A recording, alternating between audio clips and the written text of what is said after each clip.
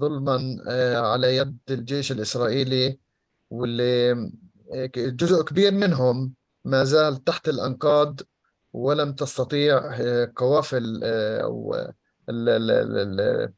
الطبية أنها تستطيع أنها تنقذ أو تخرج أمواتنا اللي تحت الأنقاض.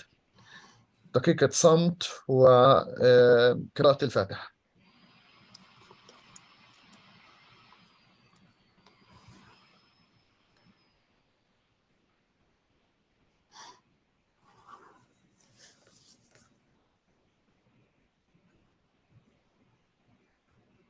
طيب خلينا نبدأ. أنا بس عندي كنت محضر باوربوينت عن ال التدمير الآثار في قطاع غزة. مش راح أطول عليكم أنا كثير.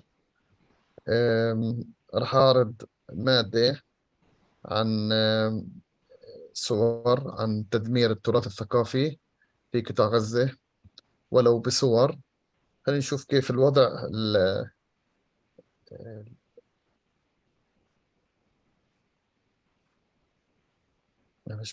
معلش بس أقدر أعرض.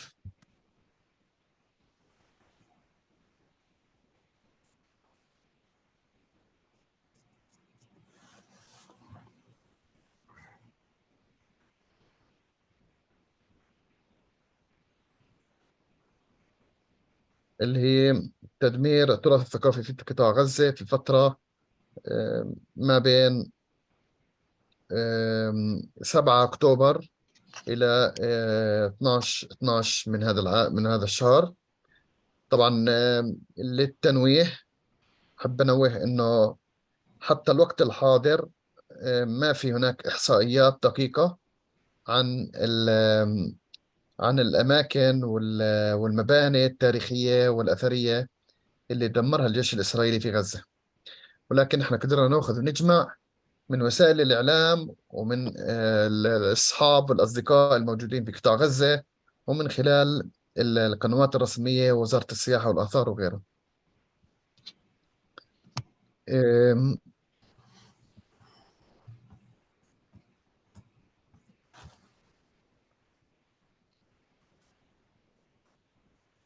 في عندنا الأهم 3 معالم تاريخية وأثرية تعرضت للتدمير في قطاع غزة، اللي هو في عندنا المسجد العمري في جباليا، والمسجد العمري في قطاع غزة، وفي عندنا كنيسة القديس بورفيريوس، والمستشفى العربي الأهلي، اللي هو هذول مجمعين مع بعض، موجودات مع بعض. يعني المستشفى الأهلي العربي في غزة، وكنيسة القديس بورفيريوس، وأيضا اللي هو متحف الكرارة في منطقة خان يونس.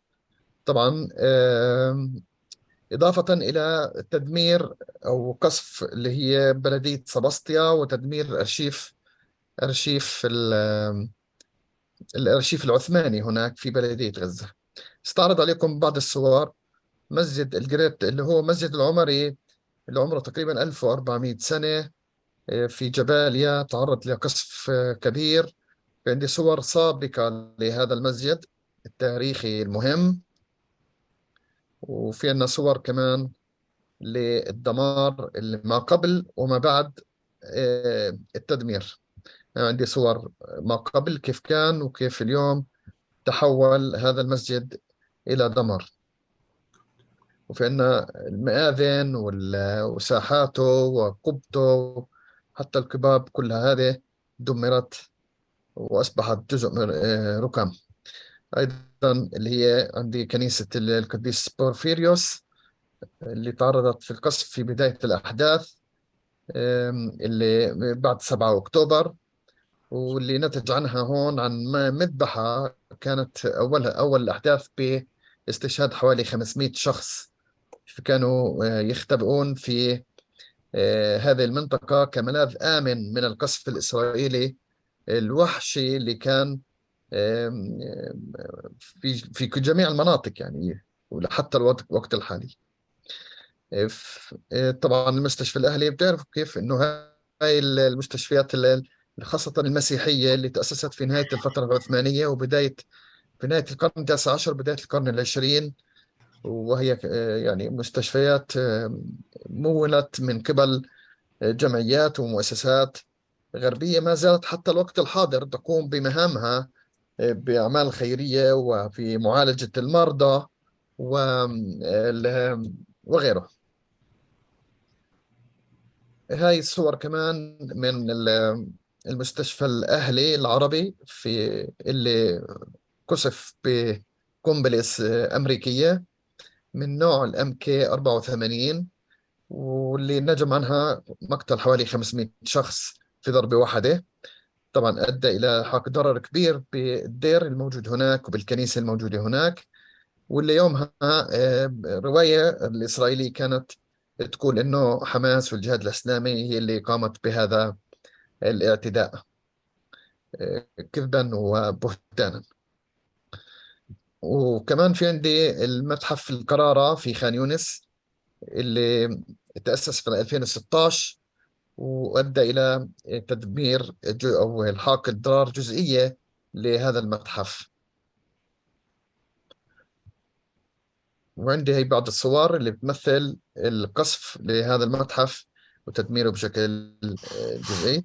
أيضا في عندنا آخر إشي اللي هي كبلدية غزة، وهو مبنى عثماني قديم، وفي داخله في عنده هناك المكتبة الأرشيف الوطني أو الأرشيف العثماني.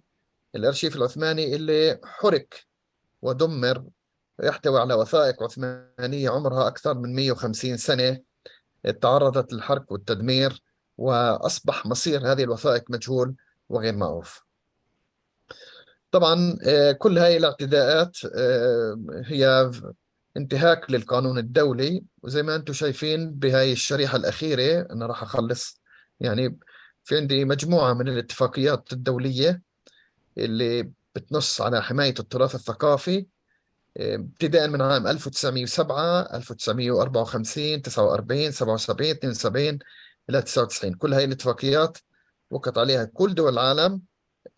إسرائيل انتهكت كل هاي الاتفاقيات الدولية ولم تلتزم بها. وإن شاء الله يعني اليوم نشوف رأي الدكتور ريموند بوندين يحكي لنا عن الوضع القانوني الدولي للأعمال الإرهابية اللي بتكون فيها دولة الاحتلال الإسرائيلي ضد تراثنا، يعني ضد التراث الثقافي للشعب الفلسطيني. وشكرا لكم، وأنا بعطي الكلام الآن للأستاذ أيمن وراسنة. أيمن وراسنة من جامعة الاستقلال من قسم الأمن السياحي والأثري، ليحكي عن يصدر بيان عن الجمعية الفلسطينية للآثار. تفضل أستاذ أيمن. Thank you very much. I didn't have a chance to translate the speech, but I'll try to read it as fast as possible and and turn the mic to Mr. Boudin. I stand before you today to shed light on a grievous and lamentable reality that has befallen the ancient city of Gaza, a place that has accumulated centuries of history, artifacts, and memories. This rich tapestry of culture has been reduced to rubble by airstrikes carried out by Israeli-American forces. The city of Gaza, with a deep-rooted history and diverse cultural heritage, once boasted over 100 archaeological sites or 125 sites spanning multiple historical periods. These sites held the stories of generations, bearing witness to the rise and fall of civilization. Tragically, the precision-guided missiles launched from American-Israeli warplanes have rendered these sites mere dust, wiping away the imprints of countless areas. The indiscriminate bombings have turned Gaza's archaeological sites into casualties of war. These airstrikes, conducted under the of military necessity have left a profound impact on the Palestinian cultural and historical landscape, the very essence of Gaza's identity. These airstrikes not only targeted physical structure, but also dealt a severe blow to the collective memory of Palestinian people. The fragments of pottery, the remnants of ancient structures, and the echoes of the historical narrative have all been silenced by the thunderous explosions. The once vibrant cultural tapestry of Gaza has been replaced by the somber hues of ruins, each pile of rubble telling a story of a loss and dissolution. It is essential for the international community to recognize the gravity of this cultural catastrophe. Preserving cultural heritage is not only a matter of protecting ancient stones and artifacts, but also safeguarding the collective memory and identity of people. The destructions of Gaza's archaeological sites is a profound violation of the shared human heritage that transcends politicals and boundaries. We must unite in condemning the destruction of Gaza's cultural heritage and advocate for the protection of such sites during times of conflicts. It is our collective responsibilities to ensure that the scar inflicts on Gaza's historical landscape severe as catalyst for international dialogue and action to prevent further assaults on the cultural treasures and that bind humanity together. Thank you very much, and I'll turn the mic to Mr. Bodine. Okay. Well, first of all, thank you very much for this opportunity to be with you. I have to admit that for me, it's a very, very difficult moment in my life. I have, are you going to put the PowerPoint? My PowerPoint? Hello? Yeah, he's Hello? working on it. Okay. He's working on it, yes. I have been collaborating with Palestine, with the ministry, with MOTA since 25 years, since 1998, when I was asked to help on the World Heritage tentative list. Since then, I have done many, many things for Palestine. I will not list them all because I want to talk about a very specific issue, which is that, in my opinion, what is happening in Gaza, besides the terrible human situation, really terrible human situation, but the destruction of heritage is part of a plan to destroy as much of Palestinian heritage as possible. And this has been going on for a long time. It has started very, very slowly, but is increasing. Why is this being done? It's being done because, as you said very well, heritage is part of the soul of a nation. Heritage is what makes a nation. If you don't have history, you have nothing. And Palestine has so much which is historic.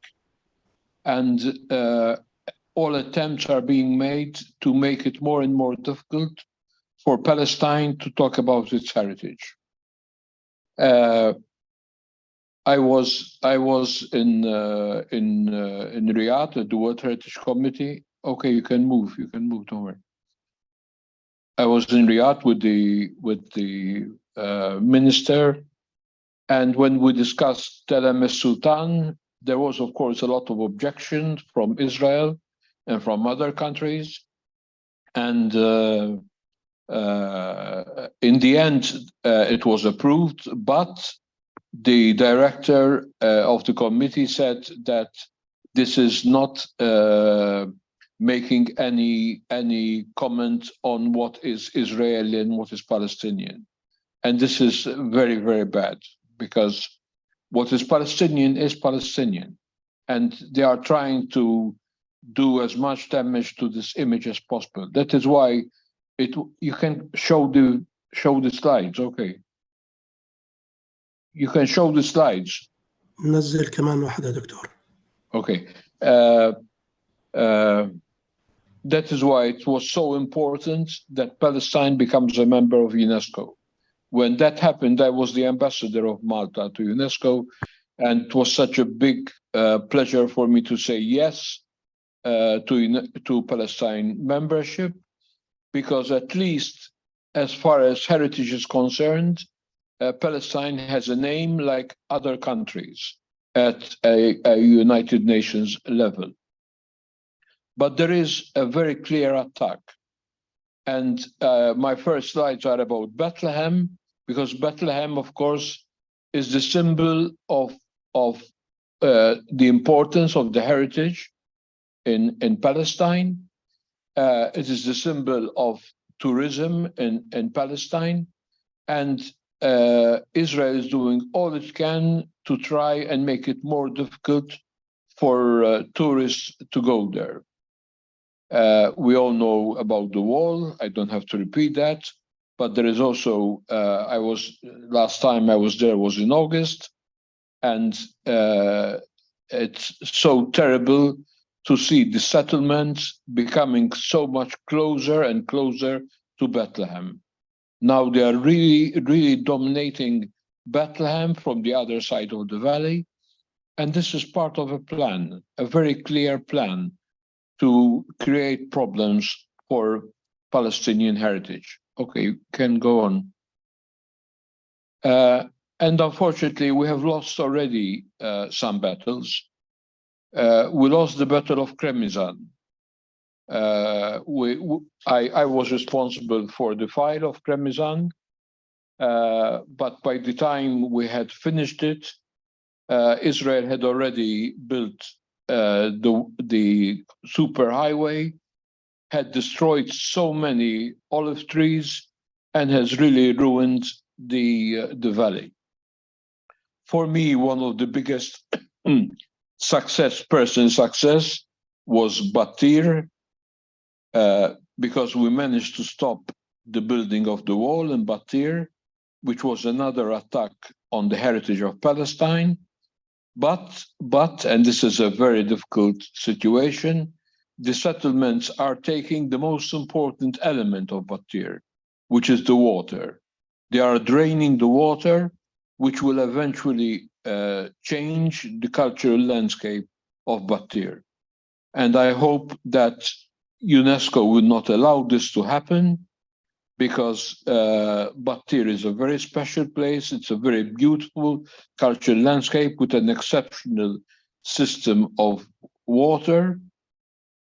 All right, go on.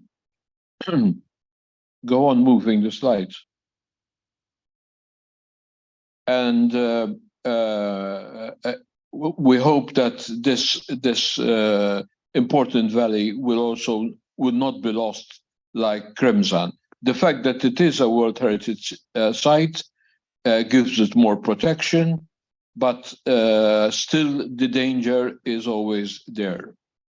Well, I have to admit myself that I did not know that Gaza had so much heritage. I have been 3 times now to Gaza in the past 10 months.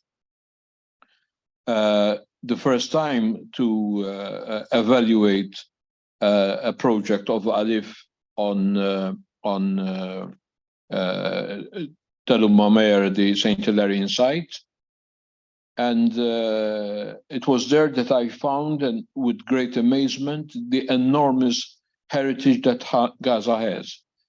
As you said already, it has close to 100 heritage sites. But we already know that a lot of them have been destroyed. Unfortunately, we cannot evaluate what has been destroyed completely, because, as you know, we have no access to what is happening there. But we have some examples, important examples, which clearly show the destruction, the destruction that has been done on purpose. The destruction of mosques, of churches, cemeteries. These are not Hamas positions. It's nothing to do with Hamas. These are heritage sites that belong to the world. And Israelis are destroying them on purpose. So many mosques have been destroyed. Go on, please. This is a temporary list of destroyed sites. But as I said, we do not know exactly how many more sites have been destroyed.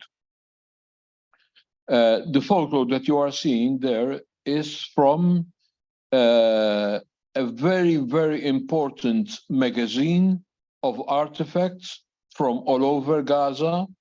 There are hundreds and hundreds of artifacts which show how important Gaza was as a port.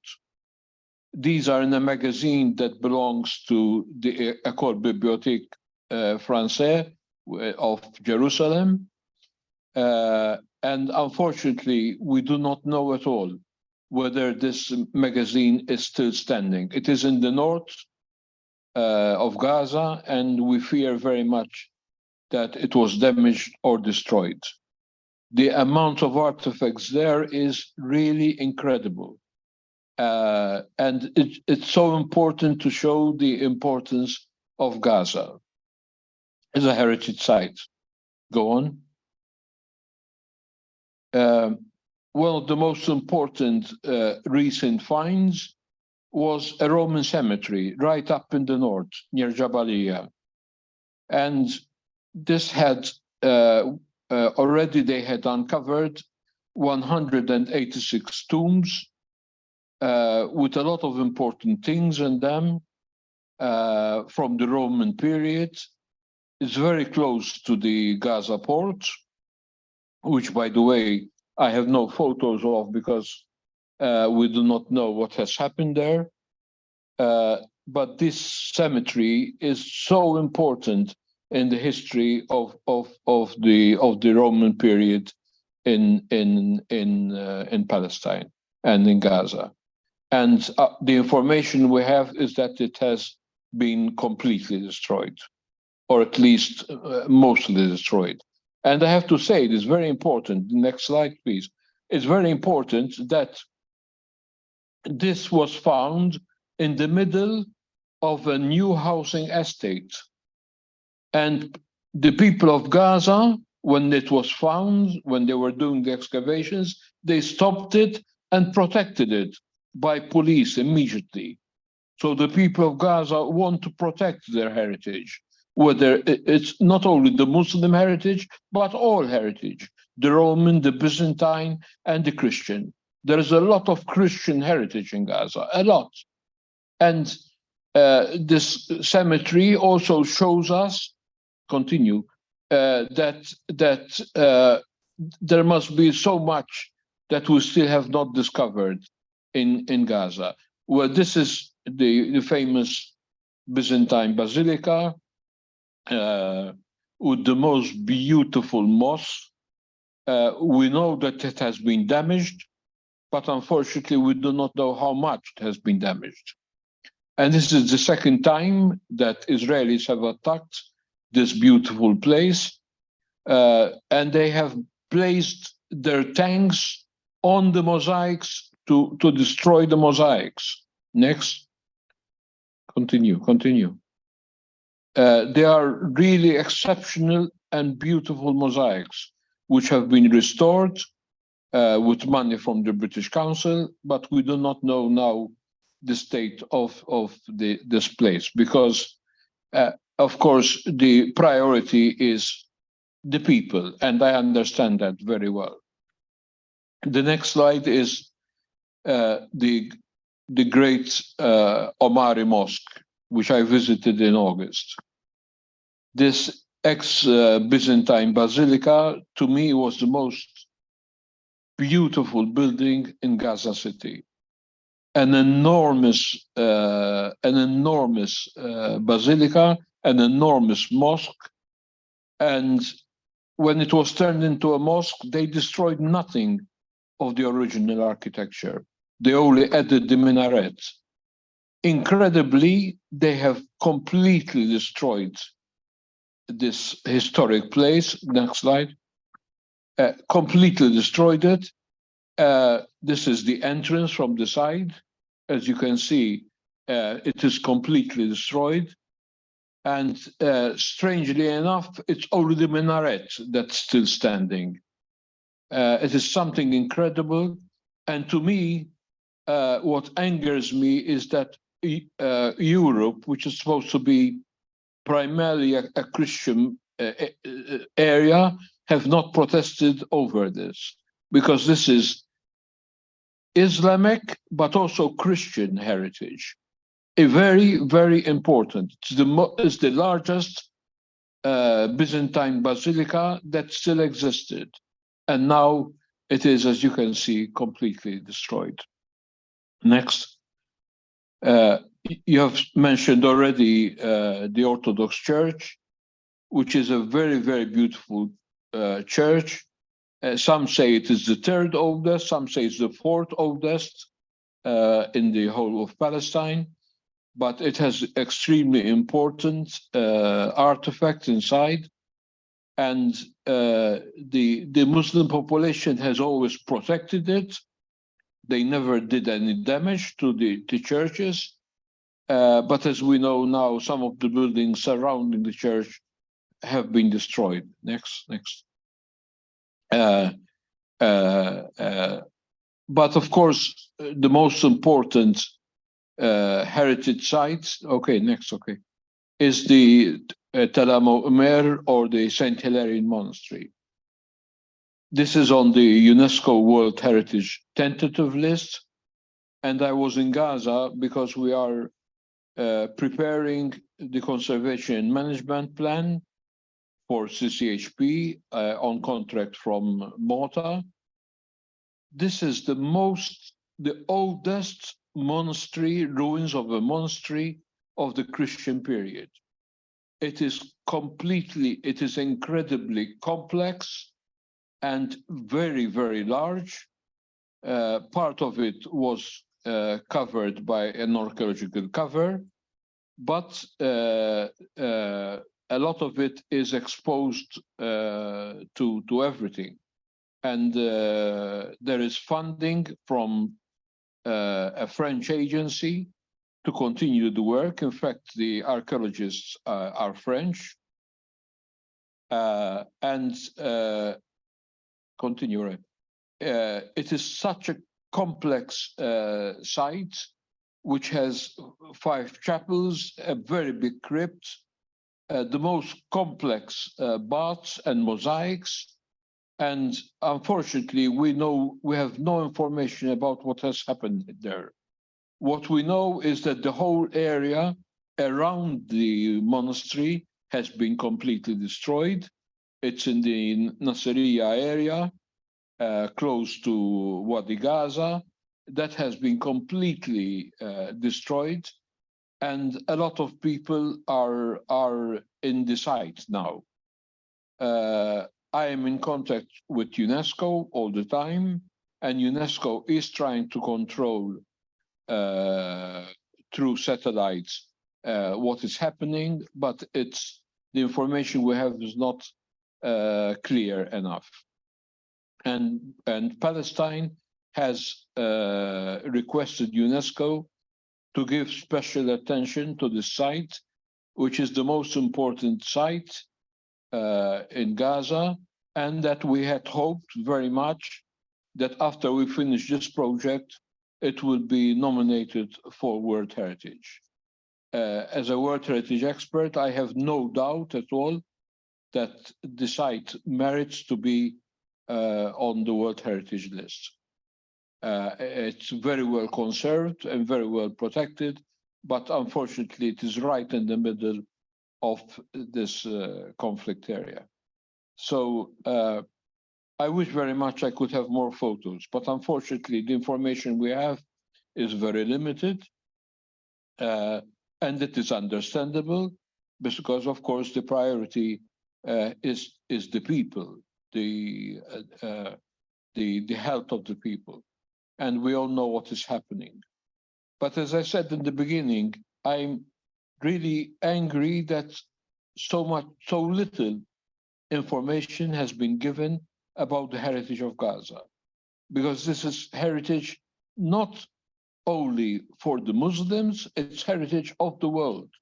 From the Roman, the Christian, the Byzantine period, there is so much more than I have shown you, because I have already shown you photos I took myself, not from other sites.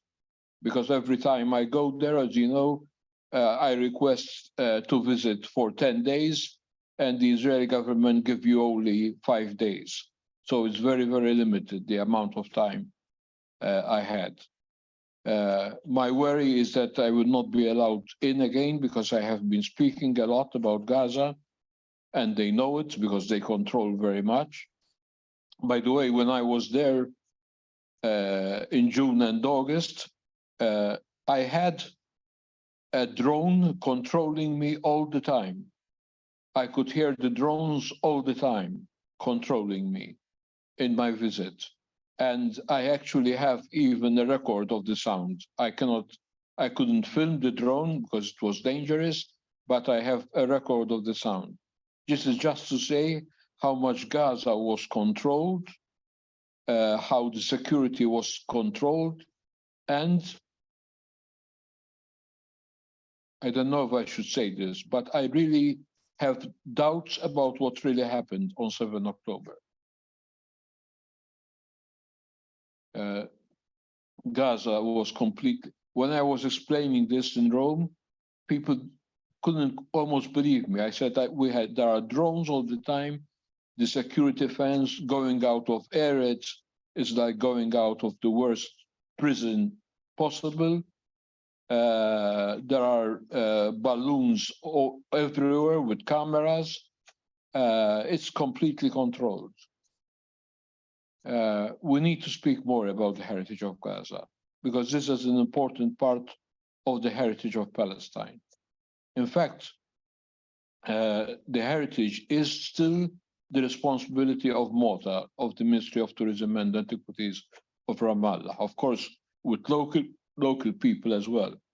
And by the way, as well, there is also an economic element in this, because these 2 big projects relating to St. Hilarion and to the other project, the Basilica and the Roman Cemetery, there were a lot of Gaza archaeologists and architects involved and getting paid for working there.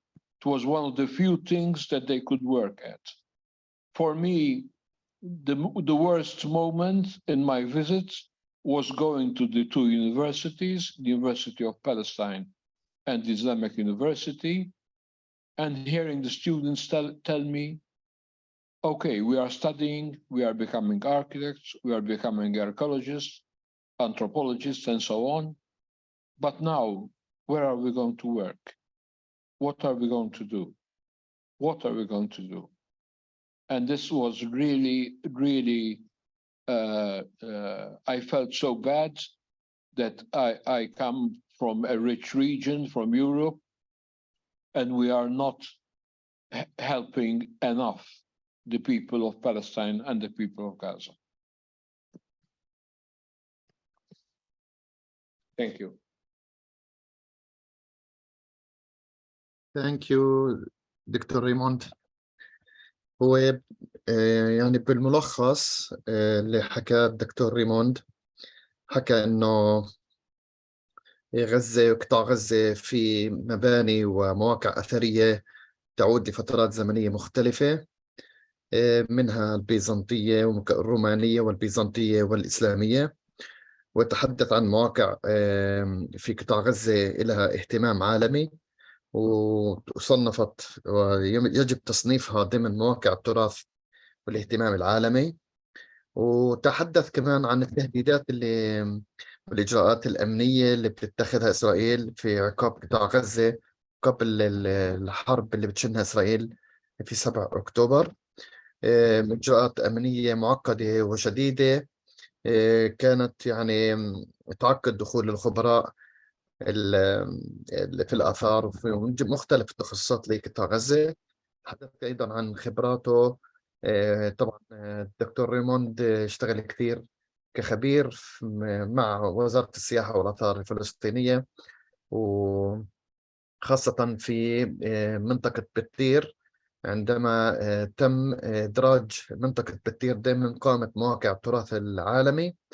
وأيضا تحدث عن التنقيبات الأثرية في قطاع غزة، عن اكتشاف العديد من القبور والمقابر في مدينة غزة، وعن دير القديس هيلاريون. وتحدث عن الجامع العمري في غزة اللي تم قصفه في هذه الحرب الأخيرة، وقصفه اللي هو أصلا هو من المباني التاريخية العريقة في قطاع غزة ومن أضخمها ومن أكبرها. هيك بشكل عام يعني كانت مداخلة الدكتور ريموند. الآن نفتح المجال. By the way, Gaza City has had a lot of very important Islam architecture as well.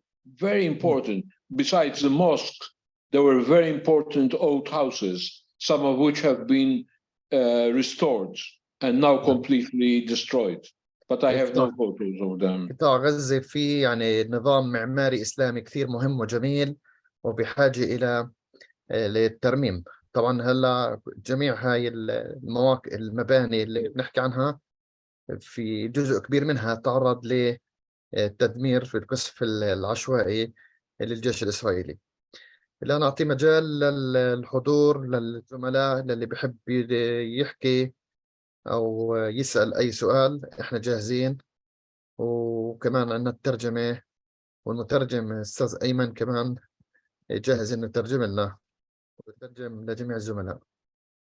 تفضل أستاذ أيمن. I don't think Mr. Bodin will need a translator. He knows, as he said, 50-50. So Yes. I'll try to get him another 50. It's okay. Go ahead. By the way, the picture behind you, I thought that's a Colin Powell, man. I was, it just looked like you have a beautiful cat, by the way. Yes, I have two, but she's my favorite. It's good to know that you're a cat lover, which is yes. It's good. And Gaza is full of cats. Yes. Full of cats. Really. And now there are homeless cats with no homes. So. Yes. Here is the problem. Right now there is a mess. There's a lot of mess in Gaza. I mean, I'm trying to put my hand into what is the reason that they really targeted this landscape. It's over 125 archaeological sites being damaged. You know, it's a dust right now. They targeted a school, universities. Look at University of Gaza, even scholars. But in terms of our archaeological landscape, there is a lot of atrocity. You know, there is a mess. There is a problem. So, what is the exit strategy for us?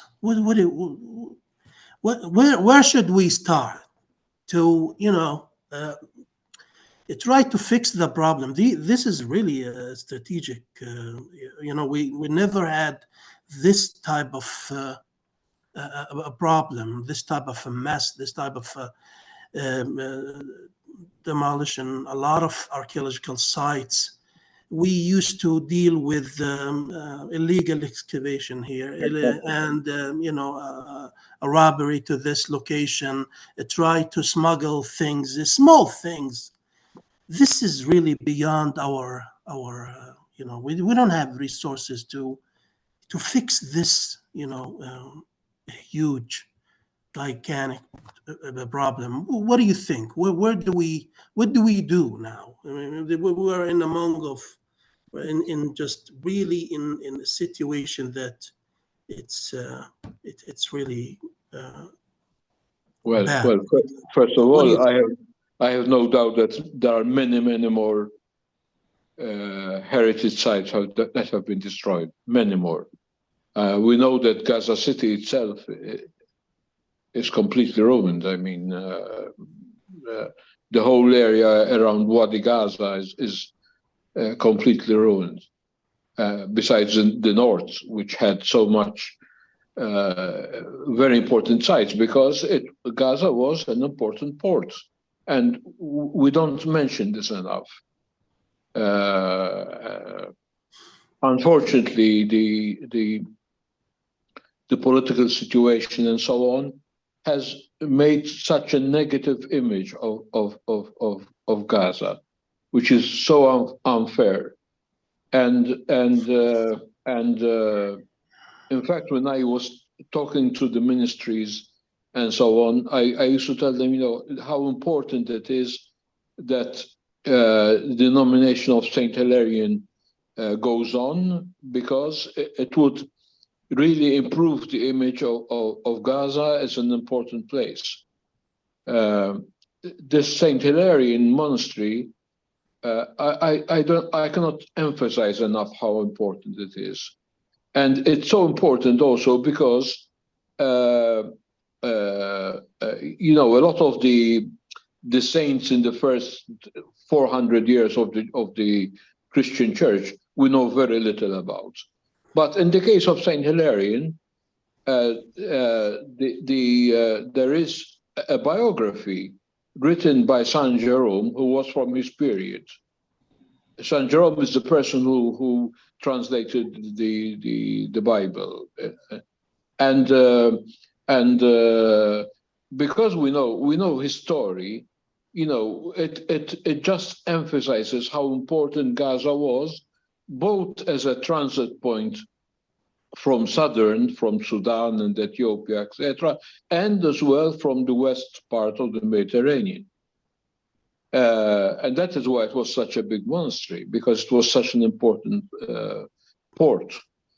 I am told, but I have not enough information, that even the port is completely destroyed, the old port, which was also on the UNESCO tentative list, but I had never visited it because, as I said, I always had very little time and a lot to do. Why is this happening? It's, to me, first of all, I have to say that the size of Gaza is exactly the size of Malta, exactly. The only difference is that we have 500,000 people and Gaza has 2.3 million people. And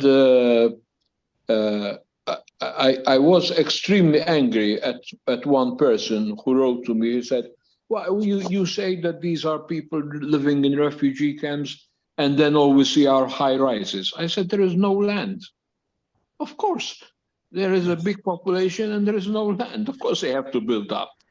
It doesn't mean there is no poverty. There was so much poverty there. And yet, it could have been the most beautiful place. If it was a normal country, you have that beautiful long beach. It could have many tourists with all the heritage sites, etc. But of course, it was not a normal country. And now it has been almost completely destroyed. And so many people have died.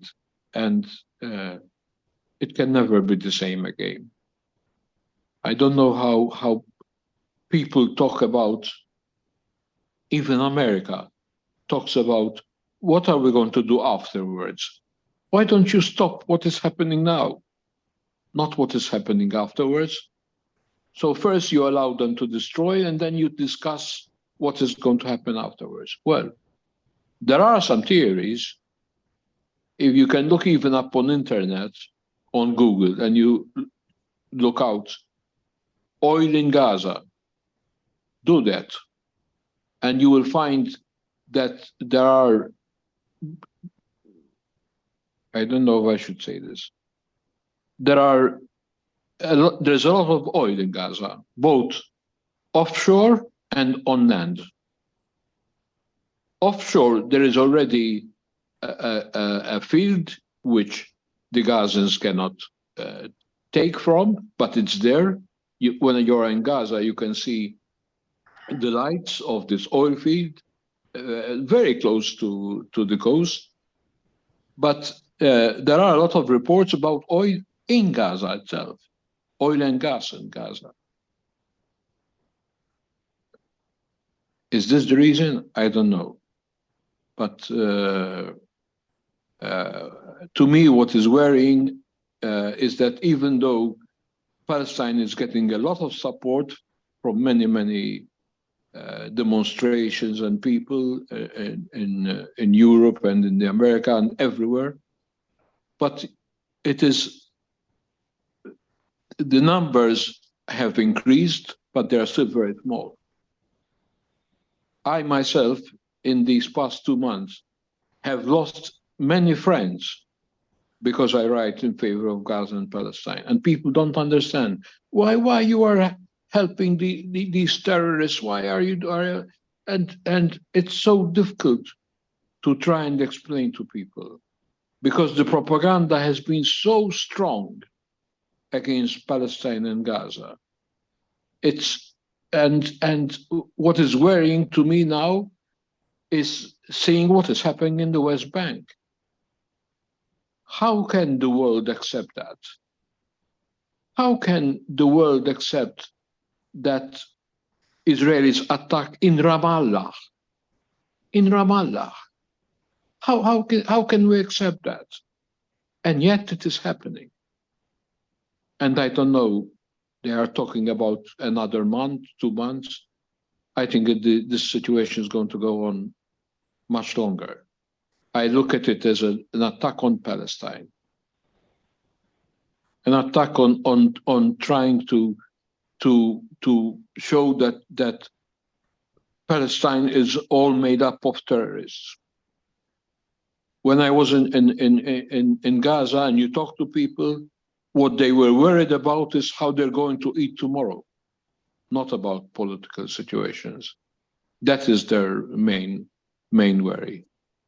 And I think Palestine as well should continue to say that they were helping Gaza through paying for government employees, through humanitarian aid. I worry that we have not explained enough what the situation is. People just don't understand the difficulty of a place like Batir, where you have to go from your own country, Bethlehem, to Batir. You have to go through a small road because you cannot use the highway. There are simple things that people don't understand. In August, we left Bethlehem. We had 3 Palestinians from the CCHP office, myself, and a French archaeologist. In the middle of the highway, we were stopped at the checkpoint, 2 hours in the sun in August, and then they told them, the Palestinians, you have no permission to go. You have to go back. And we had to go back to Bethlehem and then go on our own. These are the kind of things that people don't understand and they don't see in the news. I look at a lot of the news, European news, and most of it is so biased against Palestine. I'm not optimistic at all. Already, I have always had difficulty to get in and out of Tel Aviv. I cannot imagine what will happen to me if I try again to come. And I love Bethlehem too much. I love Palestine too much. I want to be back there.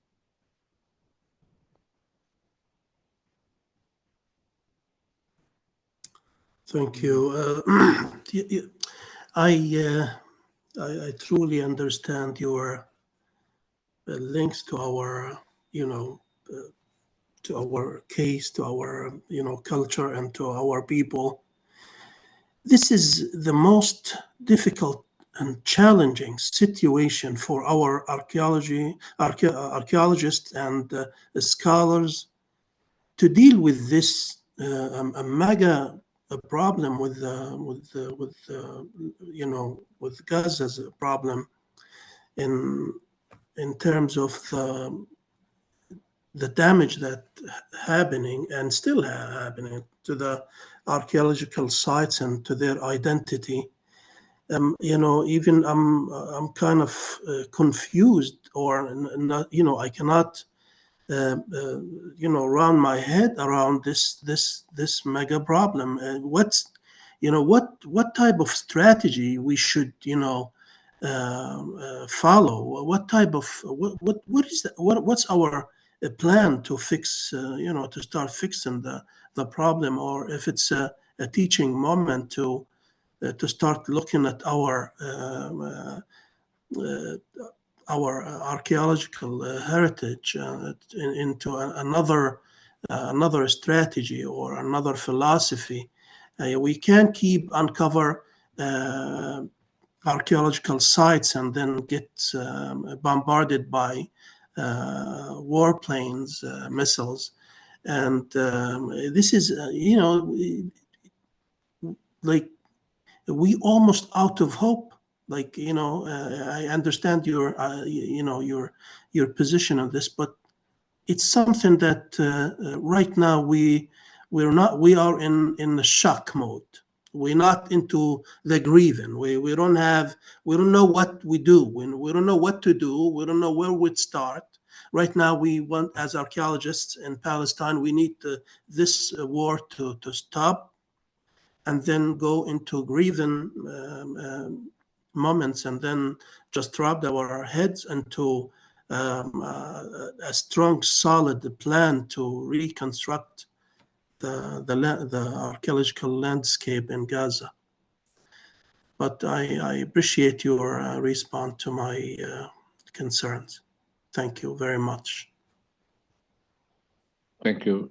Thank you very, very much, also. Of course, we must not lose hope. We must continue. We must continue to speak out as much as possible. Yes. And I have seen that there are more people who are really seeing now that this killing of innocent people and children and women is really beyond what is acceptable. But we have to do more. Small Malta has already presented one motion in the Security Council, and we are in our very little way, because we are a small country, of course, trying to help. But what is really worrying is the terrible propaganda coming out still. So I am so pleased to see also that a lot of people from Gaza and from Palestine are showing so much on Instagram and Facebook and so on, even though sometimes it is censored. We must continue. We must continue. We must continue to show the humane problem, because at the end it's a human problem, and what is being done even against the heritage is against the history of a nation which has a right to exist.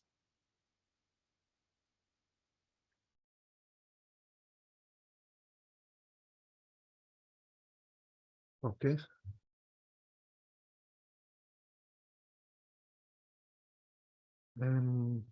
دكتور صلاح.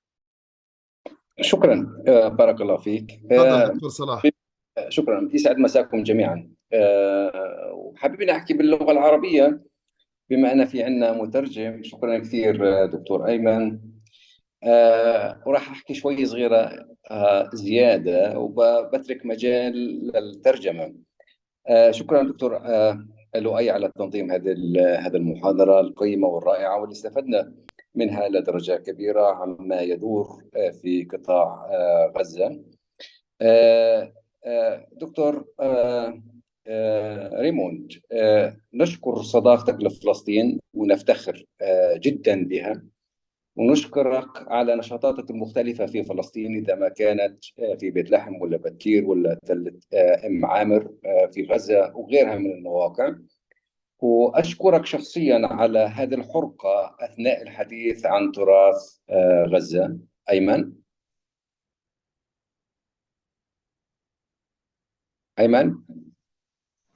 معك دكتور، بحاول أكتب إذا بترجم بحاول بكتب. نعم. إذا بتحب تبدأ في الترجمة وبعدين بنحكي. لا يعني احكي فقرة وأنا بكتبها وبترجمها إن شاء الله. طيب، هذا بالإضافة إنه علينا ننوه إنه في هذه الساعة في 18,000 شهيد في قطاع غزة، بالإضافة إلى 50,000 جريح. هذه مش أرقام، كل واحد منهم في إلا ذكرياته، وبالتالي قتل هذه الأعداد هو تطهير عرقي، هو محو لذاكرة الزمان والمكان. وبالتالي قصف المواقع الأثرية قديش هي مؤثرة وقديش بيندى لها جبين البشرية، كذلك الأمر قتل الأبرياء، هذا بيؤدي في النهاية إلى تدمير ذاكرة الزمان والمكان في فلسطين.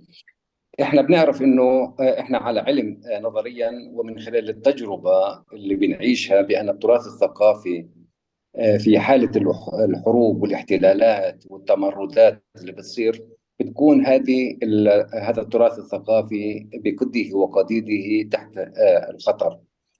ولاحظ المجتمع الدولي بل عاش هذه المخاطر في كثير من المواقع في كثير من دول العالم، واللي أدت إلى خسارة البشرية لأعداد كبيرة من المواقع والمعالم التاريخية والأثرية.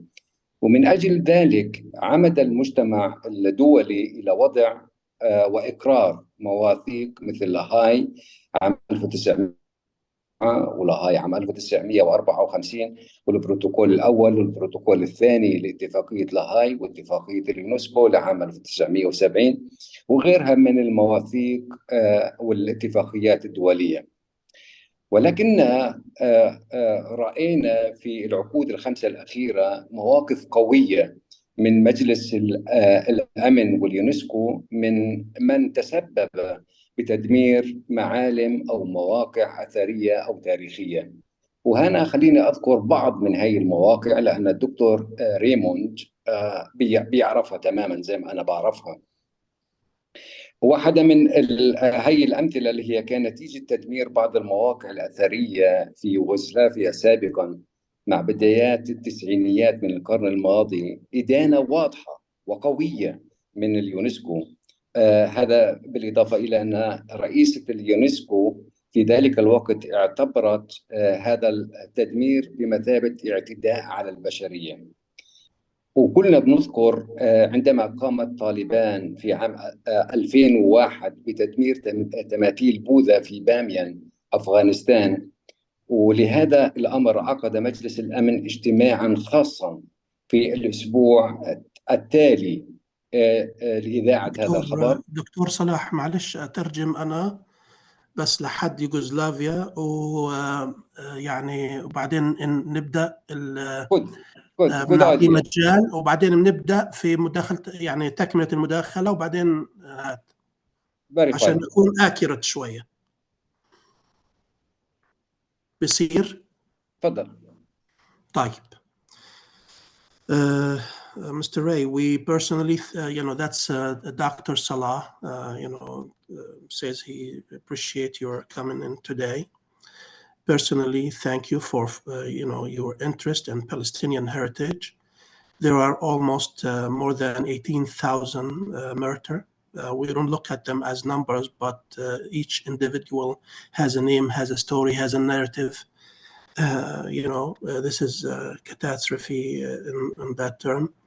The bombing of archaeological sites and killing of innocent people, which in turn will kill memory and their identity.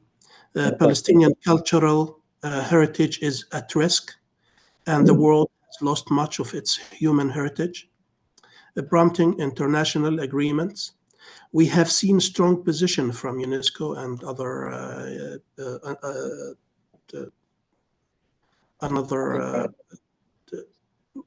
like groups against destruction, such as at Yugoslavia, which faced condemnation and was considered a condemnation for humanity. That was one of the strongest position that UNESCO stand. Yeah. And then you probably know the Taliban case. What do you think about that? And he has another also more thing to say. Let's start with this. Let me continue. Okay, or just let him continue. So and yes, and yeah, later on we received the answer from our professor. Okay. وهذا احنا على قناعة تامة بأن في كثير من المواقع الأثرية في معظم دول العالم تم تدميرها، إذا كانت في بالميرا في سوريا أو إذا ما كانت في مالي، وأنت بتذكر تماما في 2012 في مالي، لأن مجموعة من المجموعات الإسلامية قامت بتدمير بعض من المعالم الدينية، فكان هنالك موجة كبيرة من اليونسكو بالإضافة إلى المجلس الدولي بإدانات كبيرة لها. وهنا بيجي السؤال الحقيقي لإلي، معظم المواقع والمعالم الأثرية والتاريخية في قطاع غزة كما أنت ذكرت وأنا أتفق تماما معك فيها، معظم هذه المواقع تم تدميرها. فأين المجتمع الدولي وأين اليونسكو؟ لماذا هذا التعامل بمكيالين؟ ولماذا هذه الازدواجية من المنظومة الدولية؟ تدين هناك وتقوم وتقدم لمحكمة الجنايات الدولية وتغض الطرف عن التدمير في قطاع غزة وكأن شيئا لم يكن. لماذا هذا التحيز الواضح والصارخ مع إسرائيل؟ وبناء على ما حصل لتراث قطاع غزة بالإضافة إلى المواقع في الضفة الغربية التي تم تدميرها من أكثر من 100 عام وما يحصل الآن في غزة، أظن بأن هذه التفاهمات والاتفاقيات الدولية هي حقيقة لا تساوي الحبر الذي كتبت فيه. أيمن.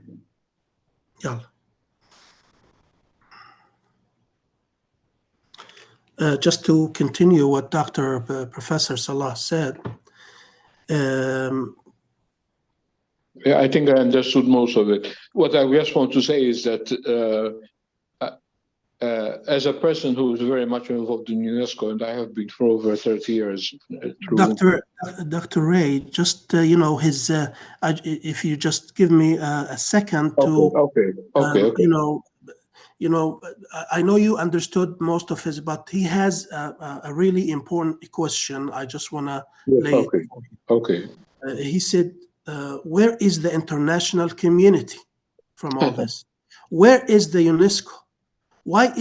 Why this double standard and BS in dealing with Israel in terms of our situation?" Go ahead. Well, first of all, I am as a person who is very much involved with UNESCO, very, very much involved. I have done missions with UNESCO in more than 60 countries. I am also extremely critical of that not enough is being done, and I'm also very critical of the fact that Israel, like America, had left UNESCO, but they stayed on attending the World Heritage Committee because they say they have a right, because they have They had signed the law or the World Heritage Convention, so they keep attending. To me, it is not really acceptable, but there are, shall we say, United Nations regulations that UNESCO follows. And as you know, it's never easy. I mean, we have seen even the Security Council unable to make a decision that is binding on Israel and everyone. And to me, as a person who has always been involved in international work, and I look at my work, I look even at my work on heritage also as a way to bring peace in the world, because knowing that every country has its heritage is also a way of bringing, it should be a way of bringing peace. It is very, very disappointing. I have to just to tell you, however, two things. One is that Palestine has an extremely good ambassador who works very hard at UNESCO. He really works very, very hard, and even his team. And by the way, a lot of the things I do for free. I mean, my work on Tel Sultan and also on Hisham Palace, and also my work trying to coordinate some information. We have the satisfaction that yes, they are controlling by satellite only what is happening on the ground, but the destruction that has happened is so big that even from these controls from the satellite, they are not completely certain to individualize the heritage sites and what happened to them. This is the main problem. The destruction of buildings has been so big, and all the heritage sites in Gaza are in the middle of the building sites, etc., that it is not easy at all to control these sites. Of course, their emphasis is on the two sites which are on the tentative list. It is Saint Hilary Monastery and the harbor. But even there, as I said, the area around Saint Hilarion has been destroyed completely. So it's in the Nusayriya municipality, and it's not easy to control unless you're on the ground. It's not easy to control. But yes, more could be done. Of course, I agree entirely. I agree that there is a responsibility. That more can be done to at least to protect the heritage, which is heritage of mankind. It is not heritage of Palestine. Thank you very much. I don't think Dr. Hodaliya will need a translate to English. We all his students actually on this. Thank you very much. Here's another question from an architect from Ramallah. And be aware, Ray, architects always they get technical with their questions. So he said, I am an architect from Ramallah. Thank you for this initiative. I would like to know the interventions after war is end, inshallah, are being taken by UNESCO to protect heritage. I mean, the destroyed one and the non-destroyed. What do you think about it? Your take on this?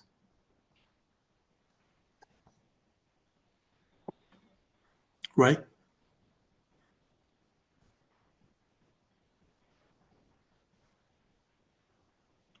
Ray, you heard the question? Sorry. I said Yeah, sorry. I had to press something. Okay, so in terms of money, it will be very good for UNESCO. But in terms of experts, yes, I am sure that the moment that hostilities will stop, they will send experts to evaluate what has happened. and they are already thinking about this. I cannot say more, but they are already thinking about this situation. But before there is a complete ceasefire, they will not go in.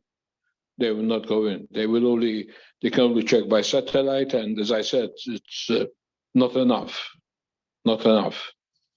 We have all seen the destruction that has happened, especially in the north and Jabalia and all that area, and even in central Gaza. I mean, the destroyed buildings are covering everything. I mean, we don't know. We really don't know. We just see here some small things. But I am sure 100% that if there is a real ceasefire, they will come in immediately. I myself will offer to be with them. But of course, the problem always is that going to Gaza will still depend on permission from Israel. But if Dr. Louay allow me to, for another question,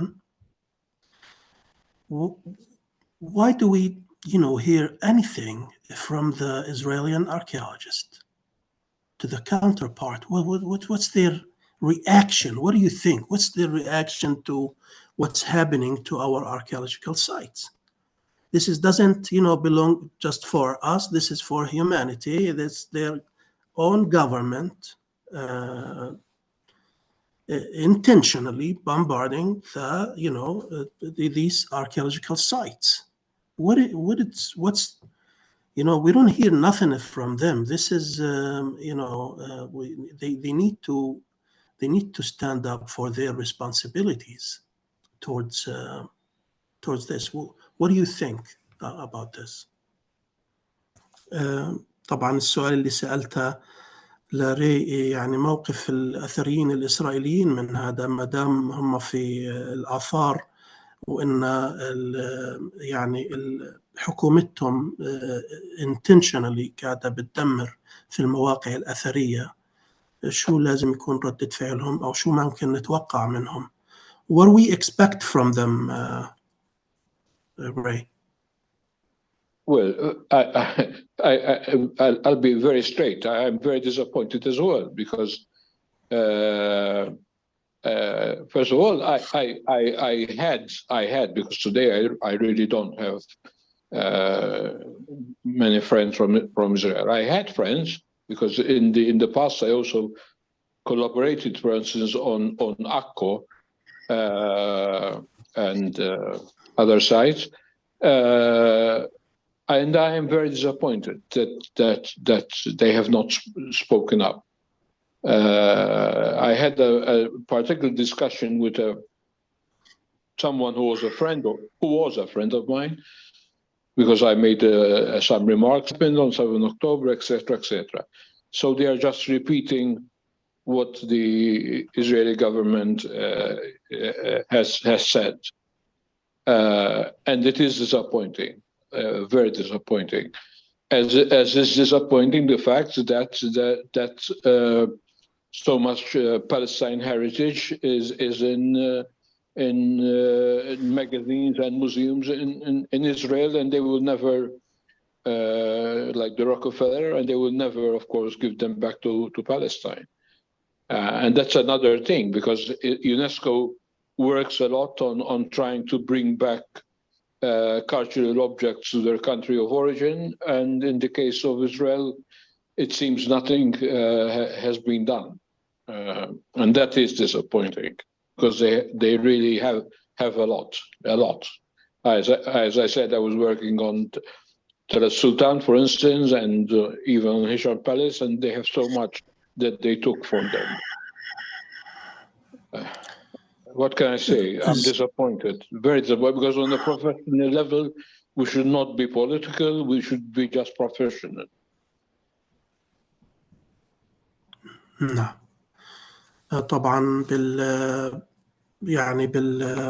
بالمختصر انه الدكتور بوندين لا يتوقع اي ردة فعل من هذا، وهو يعني مستاء من يعني السكوت ويعني عدم إعطاء أي رأي في هذا المجال. الدكتور لؤي في أسئلة ولا نختم مع الدكتور في شيء يعني في عنا في عنا مداخلتين، النعمان الأشكر، وفي كمان دكتور حسن جمل. دكتور حسن الجمل موجود معنا، نعم. تفضل دكتور حسن. معلش نعمان، هلا بنعطيك بعد الدكتور حسن. لحظة بس، لحظة دكتور حسن بدي أسجل كلامه. تفضل، بس خلي السؤال قصير شوي عشان أكتبه وترجمة طوال. يلا مش يلا مشكلة. تفضل دكتور حسن. Dr. Hassan Al-Jamal, he's the head of the police force that takes care of they protect archaeological sites in on the Palestinian Authority. He's the top gun, like if I may say, he's the top gun to protect our sites. If I can ask, why are we on safe driving mode? I don't understand. I cannot show myself or see you. It says safe driving mode. بشير ممكن تساعدنا بشير؟ اوكي 1 سكند دكتور لؤي مش قادر. ليش محطوط على هو مش قادر يدخل. Doesn't matter. Go on please, because it's becoming late. Go on please. عشان يبين صورته بشير. مش سامع دكتور. الفيديو عنده عشان يبين الفيديو. لحظات شوي. محطوط على الدرايفن مود، محطوط على الدرايف مود، لازم تطلع من الدرايف مود او السيفتي مود اعتقد عشان تبين صورته. انا فكرت انه هي الاشكاليه من عنده، يعني عنده هي الصلاحيات كلها عنده موجوده. Don't worry please. It's okay. It's okay. Yeah, go ahead. تفضل. دكتور حسن. سلامات واحترامات للجميع. مسموع صوتي؟